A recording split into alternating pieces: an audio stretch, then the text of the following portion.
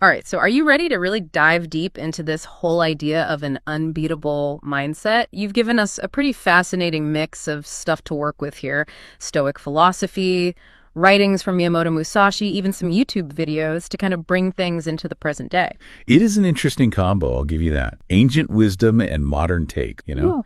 should make for some pretty unique perspectives. Exactly. I mean, we know Stoicism is all about resilience, right? Being rational and like focusing on what you can actually control. And Musashi, well, he was this legendary samurai, right? All about self-mastery and strategic thinking, like in the Book of Five Rings. Right, right. But then one of the YouTube videos throws this curveball. It says being too nice can actually hold you back, like from living your dream life. That one kind of caught me off guard, not gonna lie. It's a pretty thought-provoking idea, isn't it? What that video is really getting at is the danger of just conforming. Like when you're always worried about what other people think, trying to please everyone, you end up kind of sacrificing your own goals, your own values. It's a trap both the Stoics and Musashi warned about. Really? I wouldn't have connected that to those philosophies right away. It's subtle, but it's there. Think about what the Stoics emphasized, right? Living according to nature, according to reason. That means figuring out your own path based on what you believe is right, not what other people expect. Okay, I see that. And didn't Musashi talk about not just clinging to like customary beliefs? Exactly. Break free from expectations, even societal ones that might be holding you back. He even goes as far as saying we shouldn't fear death. Sounds intense, right? But think about it. Life is too precious to waste on trying to please everyone else. So it's about living authentically, not being shackled by the fear of what other people are going to think. Exactly that. Inner strength, self-reliance, that's what both Stoicism and Musashi are all about. Not needing validation from outside source. And that's huge when it comes to this unbeatable mindset you're after. That makes a lot of sense. So this whole not being too nice thing, it isn't about being rude. It's about having the guts to be yourself, even if it means not following the crowd. But then we get into some stuff that seems kind of contradictory, like Musashi saying to accept everything just the way it is. Doesn't that make you complacent? That's a common misunderstanding. Acceptance here isn't about giving up or anything. It's about seeing reality clearly, not letting your emotions, cloud your judgment. The YouTube video uses a great example. Imagine you're playing a video game and you get stuck on a really tough level. Instead of getting all mad and giving up, you accept the challenge. You use your skills, your strategy, and you try to figure out how to beat it. So it's about how you respond. You choose how to respond to challenges instead of letting them control your emotions. Precisely. And that fits perfectly with the Stoic idea of focusing on what you can control. You can't control how hard the game is, but you can control your attitude and your effort. All right, I'm starting to see how these pieces fit together. But Musashi also says to be detached from desire. That seems kind of counterintuitive when we're talking about achieving goals and living your dreams. How can you be detached and still be motivated? It's subtle, but there's a difference. Detachment isn't about just denying your desires completely. It's about not letting your happiness depend on getting them. Enjoy the process. Enjoy the journey, not just the destination. So it's like enjoying a scoop of ice cream. Right, you can savor it, but you don't have to be totally bummed when it's gone, like we saw in that. Exactly. Being present in each moment, appreciating the experience without clinging to it. And you know what? This ties back into being unbeatable. When you're not always worried about the outcome, you can stay focused, you're more resilient, and you actually enjoy the whole ride.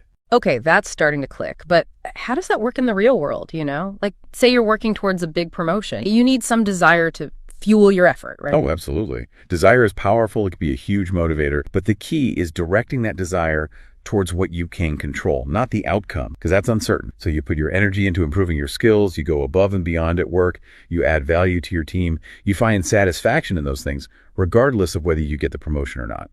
That's a really interesting way to think about it. So it's not about denying the desire, it's about channeling it in a way that empowers you instead of controlling you. Exactly. And both Stoicism and Musashi are all about this. Stoics say, act according to virtue, focus on what you can control. And Musashi, well, he's all about mastering your mind, not letting external stuff control you. So we're seeing a theme here: inner strength, self-reliance, being detached from external validation. Sounds like key ingredients for this unbeatable set.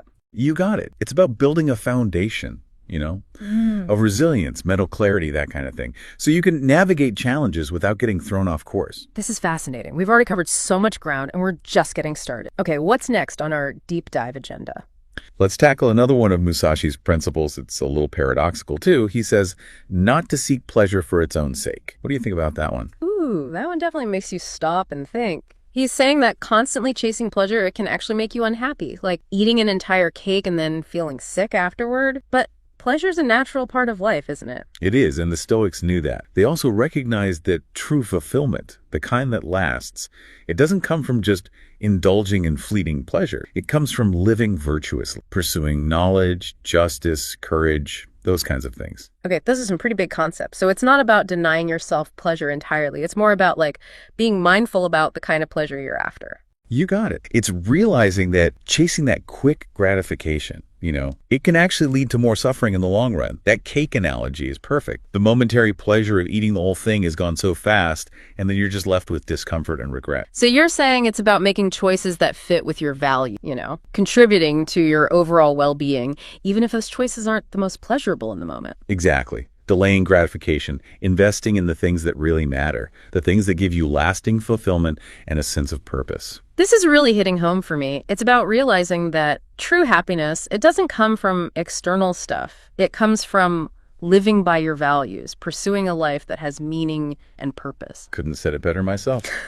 All right, I'm starting to see how these principles all connect. Detachment from outcomes, accepting challenges, and now this idea of not chasing pleasure for its own sake. It's all about building that inner strength and focusing on what truly matters. But then Musashi throws another curve. Think lightly of yourself. Doesn't that contradict, like, being confident, believing in ourselves? It's not about putting yourself down. It's about humility, recognizing that you're part of something much bigger than yourself. The Stoics had similar ideas, We're all interconnected. We're part of this larger web of life. But don't you need, like, a healthy ego to achieve things? How can you think lightly of yourself and still be driven? It's about finding a balance. Recognize your strengths and your talents, sure, but don't let your ego get so big it becomes an obstacle. Imagine a samurai going into battle, all caught up in how important he is. He'd miss all the important stuff, the subtle cues, changes in strategy, the things that lead to victory. I see what you mean. It's about being self-aware, right? It's knowing your strengths and your weaknesses so you can learn and grow without being arrogant or insecure. Exactly.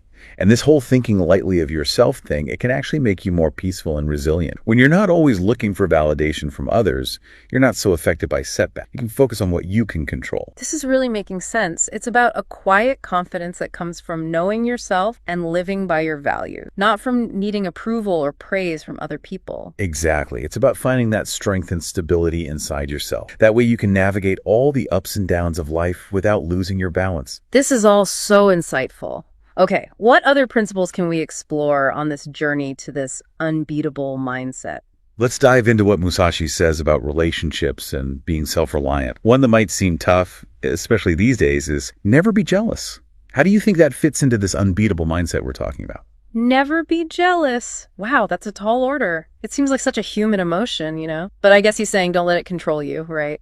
You're on the right track. Jealousy can be so destructive. It makes you focus on what other people have instead of developing your own talent, instead of appreciating what you have. Like in that YouTube video where they said jealousy is like a weed. It takes over the garden and chokes out all the beautiful plants you've been working so hard to grow. Exactly. Instead of wasting energy comparing yourself to others, you can celebrate their successes and you can use them as inspiration for your own journey. So it's about shifting your perspective, right? Yeah. From competition to collaboration, from envy to inspiration. Exactly. And this aligns with both Stoicism and Musashi's thinking. The Stoics want us to focus on what we can control, our thoughts and actions. And Musashi stresses mastering our minds, not being swayed by external things like other people's successes. Okay. I'm seeing how these seemingly different ideas actually connect. It's about self-reliance, focusing on your own path, not letting other people's achievements derail you. You got it. Building that inner strength and resilience so you can stay focused on your goals, even when there are distractions and comparisons all around you. This is powerful stuff. All right. What other relationship wisdom did Musashi have for this unbeatable mindset? He says to be grateful for even the smallest thing. It's simple, but it can make a huge difference in how you see things. Yeah, at first it sounds a little like toxic positivity, Yeah. But I think he means finding value even when things are tough, right? You hit the nail on the head. It's about shifting your perspective, finding those silver linings, recognizing that even hard situations can teach you things and help you grow. It reminds me of that Stoic concept, amor fati, loving your fate, embracing everything life throws at good and bad. Absolutely. It's about recognizing that even those little things, a warm cup of coffee on a cold day, a kind word from someone you don't know, a quiet moment to yourself can bring you so much joy and gratitude. It's appreciating the present moment, the simple things that we often miss when we're busy. Exactly. And gratitude can really build resilience. When you can find things to be grateful for, even when things are hard, you're less likely to be dragged down by negativity and despair. This is making a lot of sense. It's about training your mind to focus on the positive, find the good even when it's tough. But what about those times when you just feel surrounded by negativity? How can you be grateful when everything seems to be going wrong? It takes effort, conscious effort, and practice. It's about actively looking for those moments of beauty, those small acts of kindness, those things that bring you joy, even when they seem hard to find. So you're not denying the negative, you're just intentionally shifting your focus to the positive. You got it. And it's a skill you can build over time. The more you practice gratitude, the more you'll notice those small moments of grace that are always there, even in the middle of difficulty. Okay, we've covered a lot of ground already. Not letting others' opinions hold us back, accepting things as they are, detaching from desires, finding fulfillment in virtue, thinking lightly of yourself, not being jealous, and being grateful for even the smallest thing. Wow, these are some powerful principles. What other gems of wisdom does Musashi have to offer on this path to becoming unbeatable? Well, he really emphasizes adaptability. He says to be adaptable in all circumstances. That sounds like a crucial skill, especially in today's world where everything's changing so fast. What exactly does he mean by adaptable, and how does it relate to Stoicism and Musashi's philosophy? Well, Musashi, coming from a warrior background, he knew how important it was to be able to change your strategy quickly, to adjust to unexpected situations. And the Stoics talk about accepting what you can't change and focusing on what you can control. That naturally leads to adaptability because you learn to adjust your approach depending on the situation. So it's kind of like being water, right? Flowing around obstacles and adapting to whatever container you're in. That's a great analogy. It's about having that flexible mind, that willingness to let go of rigid expectations and embrace the fact that reality is always changing. Okay, I'm definitely seeing how these principles are starting to weave together.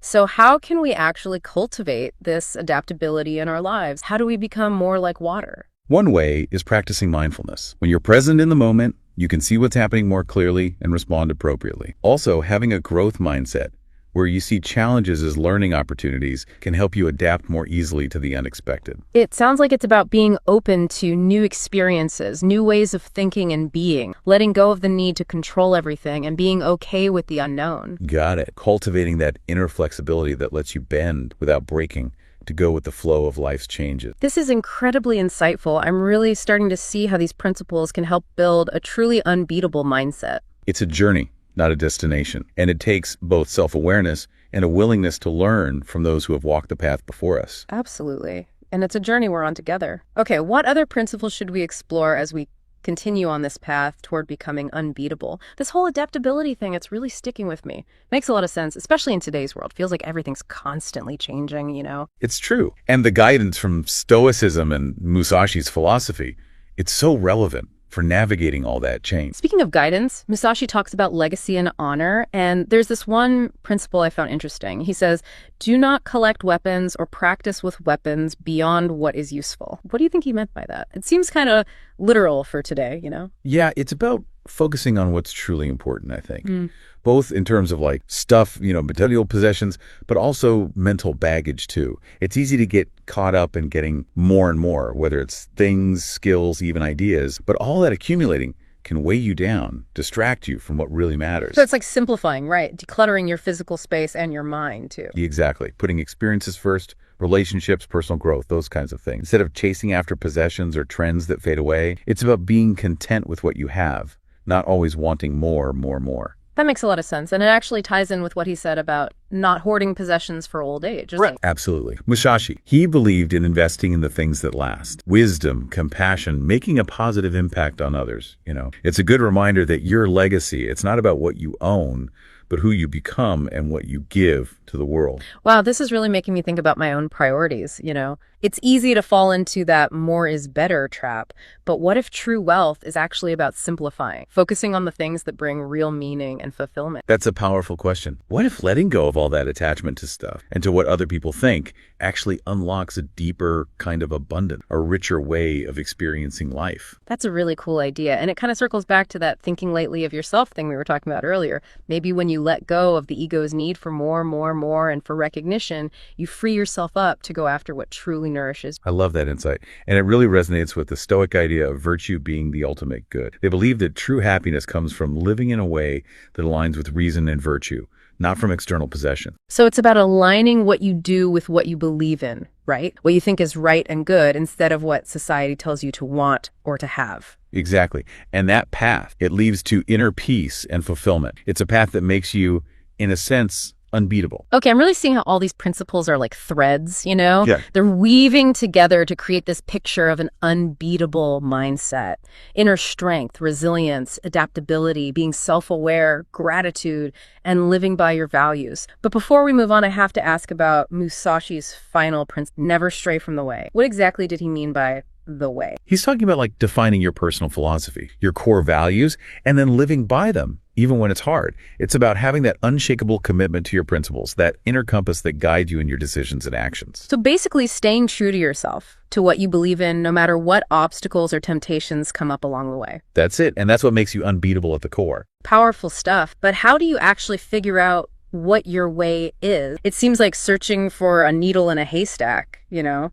Well, one way is to think back to those times in your life when you felt most alive, most fulfilled, most like yourself. What were you doing? What values were you living by? What kind of impact were you having? So it's about looking back at those experiences that brought you joy, purpose, or deep satisfaction. Like working backwards to figure out your personal philosophy. Exactly. You're uncovering those core values that have always been there, even if they got buried under expectations or self-doubt. That makes a lot of sense. It's like reverse engineering your personal philosophy based on what already felt right deep down. Yeah, exactly. Yeah. And once you figure out those core values, the next step is to, intentionally bring them into your daily life, making choices that reflect those values, even when it's not easy or convenient. So walking the walk, not just talking the talk. That's it. Closing that gap between what you know and what you do, between understanding something intellectually and actually living it out. It's turning those ideas into real experiences, a way of being in the world that reflects your deep. Beautifully said. And that's where the magic happens. You go from being a passive observer to actively creating a life that has meaning,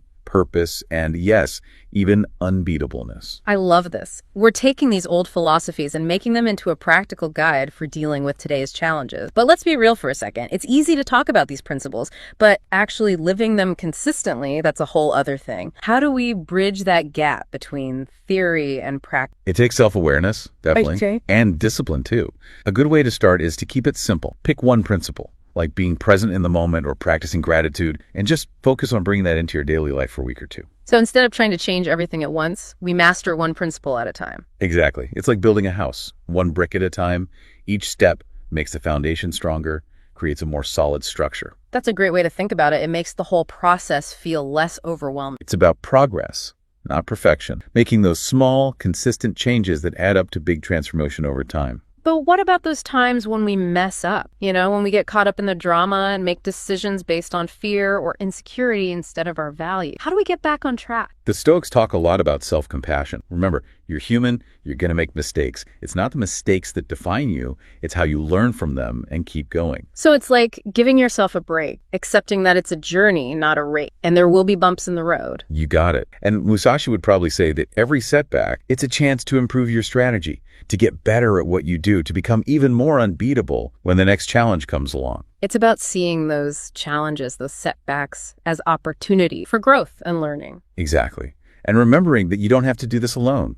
Remember that YouTube video? It talked about finding your community, a group of people who support your growth and push you to be your best. That's so important. Surround yourself with people who lift you up, who challenge you, and who remind you of your strength. Yes. And it's about giving back to that community too, sharing your own wisdom and experiences to help others on their journey. This has been an incredible exploration. We've covered so much. Self-reliance, adaptability, gratitude, finding meaning in our experience. But we're not done yet. We have one more YouTube video to look at. And this one seems to go deep into some psychological stuff. Carl Jung and the concept of the shadow self. Yeah, it's a fascinating topic, but it can be a little challenging too. Jung believed that by facing and integrating our shadow selves, we can become more whole, more authentic. I'm definitely intrigued, but also kind of intimidated. What exactly is this shadow self, and how do you even begin to approach something like that? That's exactly what we'll dive into in the next part. Get ready to explore the unconscious mind. Okay, this shadow self thing, it's definitely got me curious, but I gotta admit, I'm a little nervous too. It's like we're about to go spelunking in the deep, dark parts of the mind, you know? It's true. The shadow can be a tough concept to wrap your head around, let alone actually face. But Jung didn't see it as something to be afraid of. He thought it had a lot of potential, actually. So it's not like our evil twin or some kind of dark force living inside us? Not exactly. Think of it more like a collection of all the parts of ourselves that we've decided are undesirable, maybe even scary. It could be personality traits, emotions, impulses, anything we've kind of pushed down into our unconscious. I see why this might be important for becoming unbeatable then. If we're ignoring or trying to suppress parts of ourselves, that's got to create some inner conflict, holding us back somehow. Exactly. Jung's idea was that these shadow aspects don't just vanish, they still affect us from the unconscious. And it often comes out in unhealthy ways, like self-sabotage, blaming other people for our problems, maybe even addiction. That makes sense. It's like pretending there's no leak in the basement. Eventually, it's going to cause some serious damage if you don't. Perfect analogy. And you know what? The more we fight against those shadow parts, the more power they have over us. So the key, according to Jung, is to integrate them, bring them out into the open, into our conscious awareness. Okay, I'm not going to lie, that sounds kind of intimidating. How do we even start facing those shadowy parts of ourselves without getting totally overwhelmed? It takes courage and honesty for sure, but it doesn't have to be overwhelming. The YouTube video suggests starting with just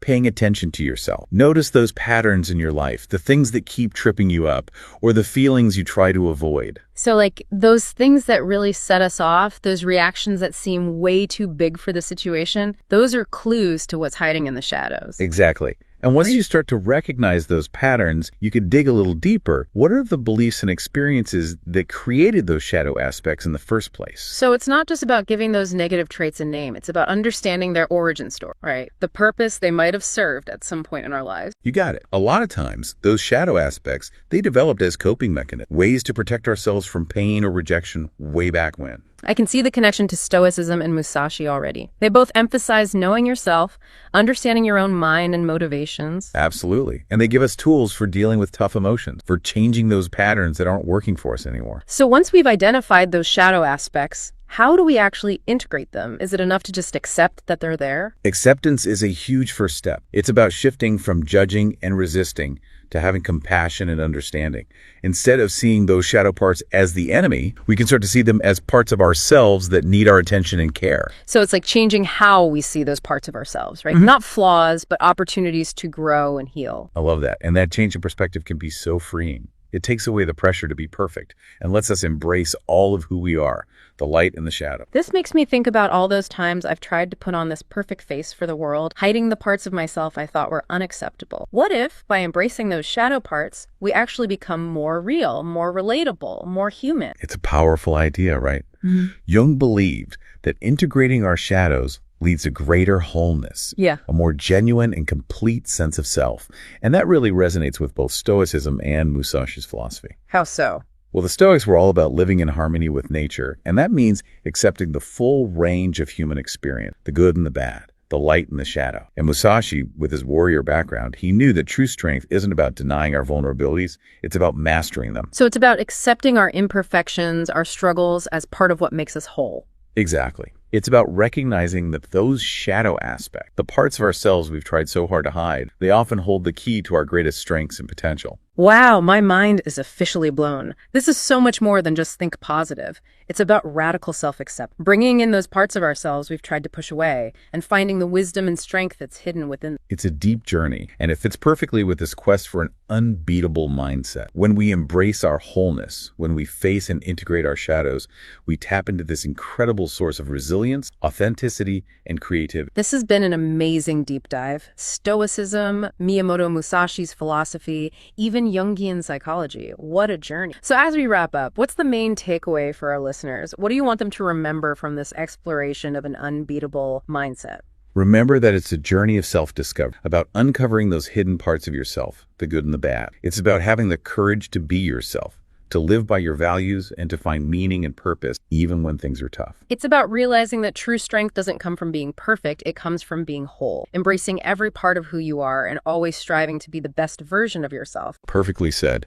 And remember, you don't have to do this alone. Find your community, the people who inspire you to grow, and never stop exploring your own potential. What an inspiring message. Thank you for taking us on this incredible deep dive. And to our listeners, keep exploring, keep learning, and keep striving to become the most unbeatable versions of yourself. Until next time.